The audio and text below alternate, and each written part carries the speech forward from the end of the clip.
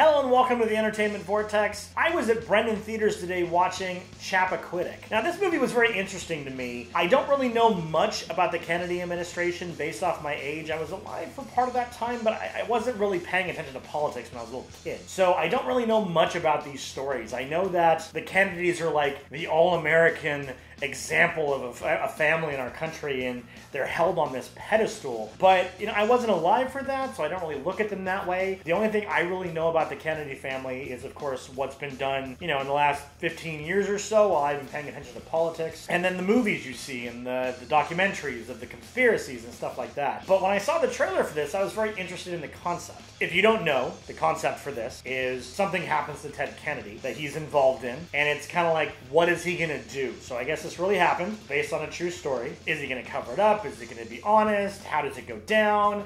You see behind what the public saw as it was happening, and I guess this was a big point in his career. So I was very interested to know this story, and I wanted to see it. Plus, it was done in the style, at least the trailer appeared to be done in the style of like one of the Spielberg historical movies. I will nix that right now. It was not done in the style of a Spielberg movie. Spielberg movies tend to, like The Post for example, they tend to be very entertaining and driving. They tend to be paced very well, keeping you intrigued on what's going on. It tends to have exciting beat after beat after beat. This movie was more of like a historical movie. It was half movie, half documentary in my opinion. It's slower, they're giving you a lot of information, you're kind of trying to figure out. You see the whole thing from Ted Kennedy's perspective, and you're just kind of trying to figure out what's going on and why it happened and what's going to happen next. I probably enjoyed the story more because I didn't actually know what happened in the papers. I didn't know the history, so I knew nothing of what happened. After the movie or the end of the movie, I knew nothing about it.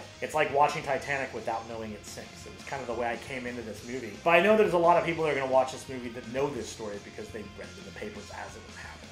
If you're interested in this story, if you watch the trailer and you're like, that's interesting, it's worth watching. But I will tell you, it is not a fast-paced movie. It is not an exciting movie. While it is well acted, there's nothing that really sticks out as an amazing performance. I don't foresee any award nominations for this or anything like that. It's just a movie that's worth watching if you're interested in the story, and that's really about it. Not a huge impact on this one this week. It sounds like the movie that the other two gentlemen watched on the channel, A Quiet Place, was the big hit for this week. So make sure you watch that review if you're interested in that movie as well. I guess it's just an okay. That's basically what this comes down to. It was acted okay, it was shot okay, the pacing was okay, it was okay. I came out of it glad I saw it, but no desire to see it again. So I'm going to give this movie a 6 out of 10. It's an average movie. I'm glad I saw it because now I know the story. There were a couple of actors that did a good job. I hadn't seen them in a while. Ed Helms, for example, did a good job in his part, but nothing that really wowed me or anything like that. Definitely worth a watch if you want to know the story and if you're curious, but other than that, just an okay. If you haven't already, don't forget to subscribe to this channel. We do a minimum of 4 videos a week, including movie reviews, Funko Pop news, and a bunch of gaming content. If you're interested in getting one of our t-shirts, the link is down in the description. And as always, we hope you'll follow us into the Vortex. We'll see you next time.